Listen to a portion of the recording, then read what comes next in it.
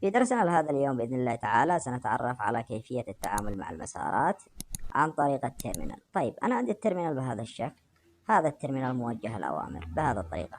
طيب لدينا الأمر الأول هو عبارة عن PWD بهذا الشكل، هو يوضح أين المسار أو المسار الحالي حاليا الذي أنت تعمل عليه بهذه الطريقة. إذا لدي هذا المسار بهذا الشكل وهو يقوم بعمل ماذا؟ عرض المسار التالي. طيب لدينا أمر آخر هو الأمر ls بهذا الشكل. أمر ls يعمل list أو عرض قائمة أو محتويات المسار التالي. إذا ls هو عبارة أيضا يقابله في الويندوز الداير الذي يعمل على عرض الملفات بهذا الشكل. لدي أيضا ls أيضا تاج la بهذا الشكل يقوم بعرض كافة الملفات أو المسارات والمجلدات بهذا الشكل، ووجود أيضا التواريخ وآخر تعديلات، وأيضا وجود أيضا التصاريح والبرميشنز أو الأمر السيتش مود بهذه الطريقة.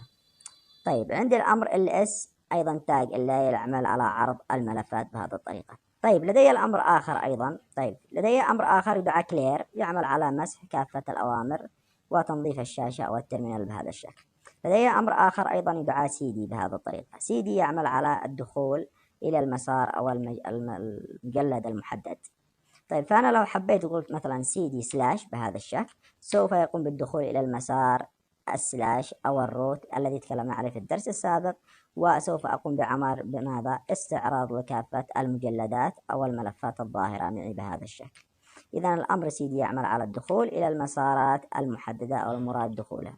فأنا لو حبيت مثلا أقوم بالدخول على سبيل المثال إلى سطح المكتب، أريد مثلا الدخول إلى سطح المكتب في هذه الجزئية، فأول شيء سوف أقوم بكتابته في هذا المكان وهو الدخول إلى /home أيضا بهذا الشكل، اسم اليوزر كالي، وأيضا دخول إلى الديسكتوب بهذه الطريقة. إذا الآن حاليا أنا في المسار الذي هو عبارة عن ماذا؟ سطح المكتب في هذا المكان.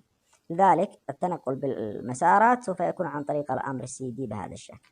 طيب مجرد مثلا استعراض، سوي بس كلير، مجرد استعراض المسار الحالي، الآن أنا في الديسكتوب، بمجرد لو حبيت أن أقوم مثلا بالعودة خطوة إلى الوراء سوف أقوم بكتابة cd أيضا نقطتين بهذا الشكل، سوف يقوم بعمل ماذا؟ الدخول أو الرجوع إلى المسار كالي. أقوم باستعراض المسار، إذا لاحظ معي قام بالعودة أو خطوة إلى الوراء بهذا الشكل. إذا هذه المسارات الموجودة عندي بهذا الشكل وكيفية التعامل معها عن طريق التيرمينال أو موجه الأوامر بهذا الشكل. تحياتي لكم والسلام عليكم ورحمة الله وبركاته.